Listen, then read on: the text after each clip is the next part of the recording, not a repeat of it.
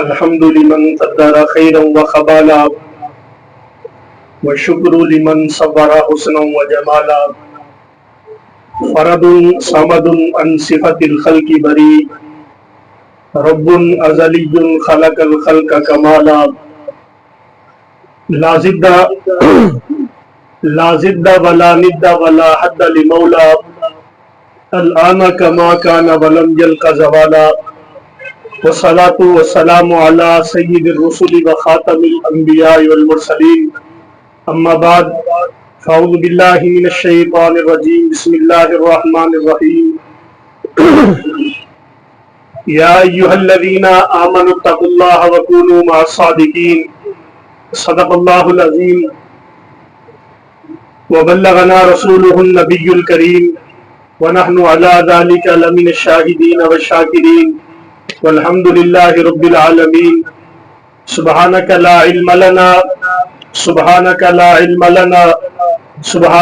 علم لنا إلا ما علمتنا إنك أنت العليم الحكيم رب اشرح لي صدري ويسر لي أمري واحلل عقدة من لساني يفقهوا قولي رب زدني علما ما إن مدحت محمدا بمقالتي ولكن مدحت مقالتي بمحمد يا رب صل وسلم دائما أبدا على حبيبك خير الخلق كلهم درود پاک اللهم صل على محمد وعلى آل محمد كما صليت على إبراهيم وعلى آل إبراهيم إنك حميد مجيد اللهم بارك على محمد وعلى آل محمد كما باركت على إبراهيم وعلى آل إبراهيم إنك حميد مجيد واجب الاحترام قابل صد احترام بزرگوں، دوستوں، نوجوان ساتھیوں، یہ ہمارے لیے بڑی ہی سعادت کی بات ہے، بڑی ہی خوش قسمتی ہے کہ اللہ تعالیٰ ہر ماہ ہمیں یہاں پہ اپنا نام لینے کے لیے جمع کرتا ہے۔ ہمیں ان محافل کا علم نہیں ہے کہ یہ محفلیں جن میں اللہ کا ذکر ہوتا ہے کہ یہ کیسی ہیں، ان کی عظمت کیا ہے، ان کا مقام کیا ہے۔ اللہ کے نبی صلی اللہ علیہ وسلم نے فرمایا جب جنت کی چراگاہوں سے گزرو تو کچھ چر لیا کرو۔ عرض کی یا رسول اللہ جنت کی چراگاہیں اس دنیا میں کہاں پہ ہیں؟ اللہ کے نبی نے فرمایا جہاں پہ اللہ کا ذکر ہوتا ہے وہ جنت کی چراگاہیں ہوتی ہیں۔ یہ دنیا، اس دنیا میں جس جگہ بیٹھ کے اللہ کا نام لیا جائے وہ جگہ دنیا نہیں رہتی، وہ جنت کا ایک منظر بن جایا کرتی ہے۔ لیکن دیکھنے کے لیے آنکھ چاہیے، پہچاننے کے لیے باشعور انسان چاہیے جو حقیقت سے آشنا ہو۔ اگر انسان حقیقت سے آشنا نہیں ہے تو اسے حقیقت کا علم ہو نہیں سکتا، وہ پہچان نہیں سکتا کہ اس چیز کی قیمت کیا ہے، جوہر کی قیمت کیا ہے، ہیرے کی قیمت کیا ہے۔ صرافہ بازار میں جا کے پتہ چلتا ہے، جوہری سے پتہ چلتا ہے، سونار کے پاس بیٹھنے سے پتہ چلتا ہے کہ اس کی قیمت کیا ہے، مگر نہ انسان ایک مٹی کی ڈیلی سمجھتا ہے، ایک دانت کا پتھر سمجھتا ہے کہ یہ چھوٹا سا دانت کا کنکر ہے جو میرے ہاتھ میں ہے یہ کتنا قیمتی ہے، انسان کو پتہ نہیں ہوتا۔ مولانا رومی رحمت اللہ علیہ نے ایک واقعہ لکھا ہے حقیقت کو سمجھانے کے لیے، فرمانے لگے ایک بندہ جنگل کا سفر کر رہا تھا۔ ہمیں یہ محفل نصیب ہوتی ہے، استاد محترم ولی کامل قدوۃ الصلحاء حضرت استاد جی مولانا اصغر علی صاحب دامت برکاتہم العالیہ کے پاس بیٹھنے کی یہ توفیق نصیب ہوتی ہے۔ یہ کس مقام پہ فائز ہے، ہم تھوڑے سے وقت کے لیے آتے ہیں چلے جاتے ہیں، یہ بھی پہچان نہیں پاتے کہ یہ بندہ ہمارے اندر بیٹھنے والا کس مقام پہ فائز ہے۔ مولانا رومی رحمت اللہ علیہ فرمانے لگے ایک بندہ جنگل سے گزر رہا تھا، جنگل سے گزرتے ہوئے اسے ایک تھیلی ملتی ہے، اس تھیلی کو اٹھاتا ہے، کھولتا ہے، دیکھتا ہے کہ اس کے اندر کچھ پتھر پڑے ہوئے ہیں، کچھ کنکر پڑے ہوئے ہیں، ان کو اٹھاتا ہے، اپنا سفر طے کرتے ہوئے کوئی پتھر نکال کے ادھر کو پھینکتا ہے، کوئی کنکر نکال کے ادھر کو پھینکتا ہے، یوں ہی پھینکتا جا رہا ہے کہ کتنا دور کون سا پتھر گر رہا ہے، کرتے کرتے شہر کے اندر داخل ہو جاتا ہے، آخری کنکر اس کے ہاتھ میں ہے، سامنے سب سے پہلے ملنے والا انسان ایک صرافہ بازار کا جوہری ہوتا ہے، ایک سونار ہوتا ہے، پہچان رکھنے والا ہوتا ہے۔ اس نے اس کے ہاتھ میں وہ چھوٹا سا کنکر دیکھا، دیکھ کے کہنے لگا کہ یہ تجھے کہاں سے ملا ہے؟ اس نے کہا جنگل سے ملا ہے۔ کہ تجھے پتہ بھی ہے کہ یہ ہے کیا؟ کہ ایک پتھر ہے۔ کہا یہ پتھر نہیں ہے، یہ ہیرا ہے۔ کہا کیسا ہیرا ہے؟ کہ اتنا قیمتی ہیرا ہے کہ مارکیٹ کے سارے سونار مل کے بھی اس کی قیمت ادا نہیں کر سکتے، شہر کے سارے سونار مل کے، سارے جوہری مل کے بھی اس کی قیمت ادا نہیں کر سکتے۔ کیوں کون ادا کرے گا؟ کہ اس کی قیمت بادشاہ کا خزانہ ہی پوری کر سکتا ہے، کسی عام انسان کے بس کی بات نہیں ہے۔ وہ وہاں پہ کہنے لگا کہ یہ کنکر اتنا قیمتی ہے؟ کہا ہاں اتنا قیمتی ہے۔ کہا مجھے تو پتہ نہیں تھا، مجھے تو تھیلی ملی تھی، ایک کنکر نہیں تھا، ایک تھیلی تھی پوری، میں نے وہ ساری کی ساری تھیلی ضائع کر دی ہے صرف اس وجہ سے کہ مجھے حقیقت کا علم نہیں تھا۔ مسلمانوں، ہمارے پاس استاد جی آتے ہیں لیکن ہم سمجھتے ہیں کہ ہمارے جیسا عام انسان ہے، عام علماء جیسا ایک عالم دین ہے جو ہمیں اللہ اللہ کروا کے چلا گیا ہے۔ حقیقت کو سمجھنا ہو، مقام کو سمجھنا ہو تو پھر دیکھنے والی آنکھ ہونی چاہیے، پہچاننے والا شخص ہونا چاہیے کہ جسے پتا ہو کہ اس بندے کے اندر کمال کون سا ہے، اس بندے کے اندر کون کون سی خوبیاں رب نے کوٹ کوٹ کے بر دی ہے۔ ہمارے اس شہر کی ایک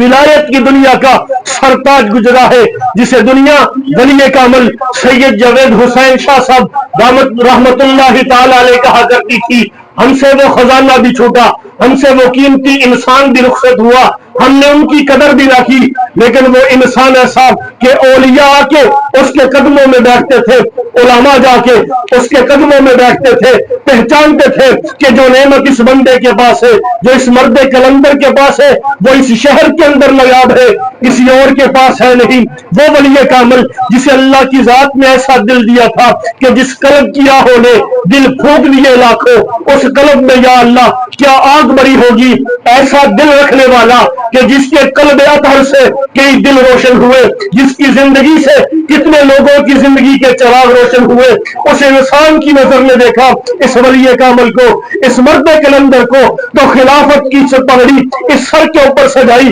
خلافت کی پگڑی سجانے کا مطلب کیا ہے کہ تو اس قابل ہے کہ اب آگے دیے جلا سکتا ہے، آگے علم کی شمع روشن کر سکتا ہے، آگے دلوں کو نکھار سکتا ہے، آگے دلوں کی ویران بستیوں کو آباد کر سکتا ہے۔ لیکن تو ہم تو مائر با کرم ہے، کوئی سائل ہی نہیں، راہ دکھلائے کسے، کوئی رہنما منزل ہی نہیں، کوئی آ کے پاس بیٹھے تو صحیح جس کے دل کو چمکائے، کوئی پاس آ کے بیٹھے تو صحیح جس کی شمع کو روشن کر دے، کوئی آ کے پاس بیٹھے تو صحیح جس کے چراغ کو جلا دے، جس کے دل کے اندر روشنیاں بھر دے۔ کوئی بیٹھنے والا ہو اسے پتا چلے کہ اس مرد کلندر کے جوتوں میں رب نے کیا کہہ رکھا ہوا ہے۔ اللہ اکبر۔ حضرت استاد جی سید جاوید حسین شاہ صاحب رحمت اللہ علیہ خلافت کا تاج رکھا ہے سر پہ، اعتماد کیا ہے، سلسلے کی پگڑی ان کے سر پہ رکھی ہے کہ میرا فیض آگے جاری کرے گا،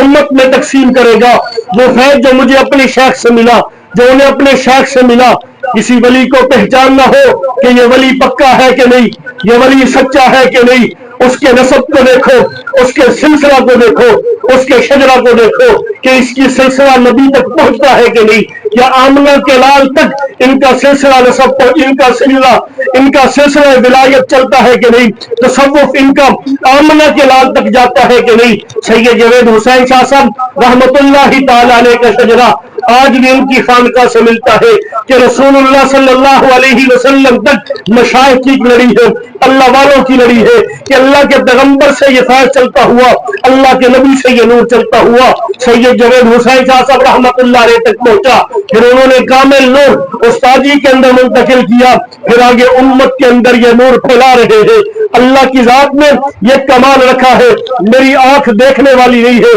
میری عقل سوچنے والی نہیں ہے، इंसान नजर आने वाला हो लेकिन हकीकत में इंसान नहीं हूँ, अच्छे बुरे की पहचान मेरे अंदर नहीं है, मैं सच और झूठ की परख कर नहीं सकता, मैं खोटे और खरे की परख कर नहीं सकता। जिनको अल्लाह की जात ने आंख अता की हो वो पहचानते हैं। पिछले साल उस्ताद जी ऐसे ही छुट्टियों के अंदर सफर किया, सवाबी का सफर किया। अल्लाह के नबी सल्लल्लाहु अलैहि वसल्लम सफर की एक दुआ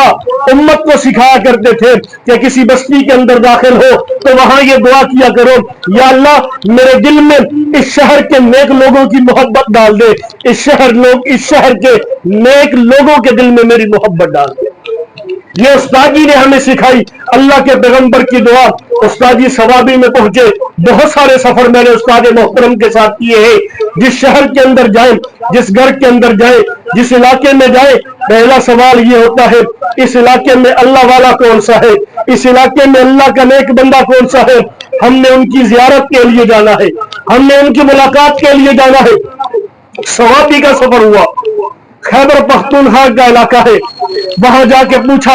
यहाँ कोई अल्लाह वाला है, यहाँ कोई खानका है, यहाँ कोई अल्लाह का वली है, अल्लाह का बरगुज़ीदा है। बताया जाता है यहाँ एक खानका है जिस खानका के अंदर 500 साल से ईमान की शम्मा रोशन है,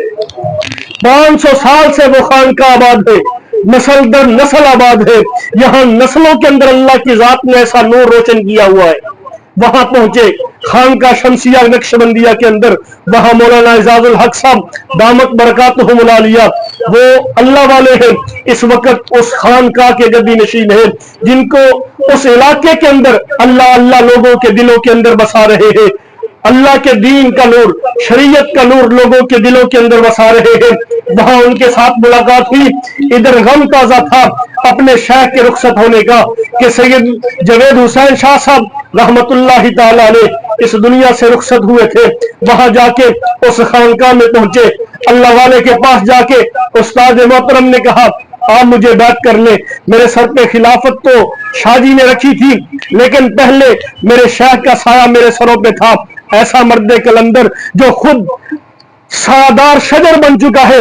लेकिन फिर भी वहां पे जाके कहा मुझे आप बात कर ले, मेरे सर पे साया कायम हमेशा रहे। पहले मेरे शेख सैयद जवेद हुसैन शाह साहब रहमतुल्लाह अलैह का साया था, अब वो दुनिया में ना रहे, अब आप मुझे अपना बात कर लें। वो अल्लाह वाला, पहचानने वाला, वो जोहरी सही और गलत का फैसला करने वाला, वो खट्टा वो खोटा और खरे की पहचान रखने वाला, वो हीरे और पत्थर को पहचानने वाला, उसकी नजर देखने वाली, उसे अल्लाह की जात में वो कुव्वत अता की हुई जो आम इंसानों को हासिल नहीं। उस्ताद मोहतरम को देखा तो देख के कहने लगे कि आपकी शान बहुत बुलंद है, मैंने आपको बैत नहीं करना है, आपका मकाम बहुत बुलंद है। उस्ताद जी ने इसरार किया कि नहीं नहीं आपने मुझे बैत करना है, आपके पास बड़ी निस्बतें हैं, आपके अंदर बड़ा कमाल है, तवाज़ो ऐसी कि अपने आप को कुछ नहीं समझ रहे थे। वहां जाके इसरार किया, उस अल्लाह वाले ने पहले अपना हाथ दिया कि चलो आपके इसरार पे आपको बैत करता हो, फिर बैत करते ही फौरन कहा कि मैं आपको अपना खलीफा भी बनाता हूं। इंसान बैत करते हैं, हमें उस्ताद जी से बैत हुए 18 साल हो चुके हैं, अभी तक वो असबाब चल रहे हैं,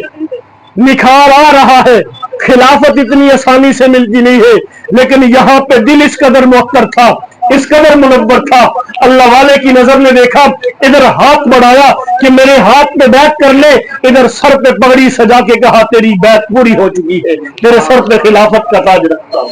मैं समझता हूं कि यह आम सा बंदा है, अपने आप को मिटाए रखा है। किसी आरिफ ने खूब कहा था अल्लाह वाले दुनिया के आम इंसानों के अंदर फिर रहे होते हैं, पहचान नहीं होती कि ये कौन अल्लाह वाला है, इसका मकाम कितना है। अगर उसके मकाम को पहचानना हो, किसी अल्लाह वाले का उसके साथ ताल्लुक देख लेना, अल्लाह वाला इसे कैसा समझता है, अल्लाह वाला इसे क्या मकाम देता है, फिर उसका मकाम मर्तबा कायम कर लेना। ये उस्ताद मोहतरम है, हजरत शाहजी ने इनके मनसब को देखा, इनके दिल की सफाई को देखा, खिलाफत का ताज रखा। वहां सवाबी में पहुंचे तो फौरन बात करके खिलाफ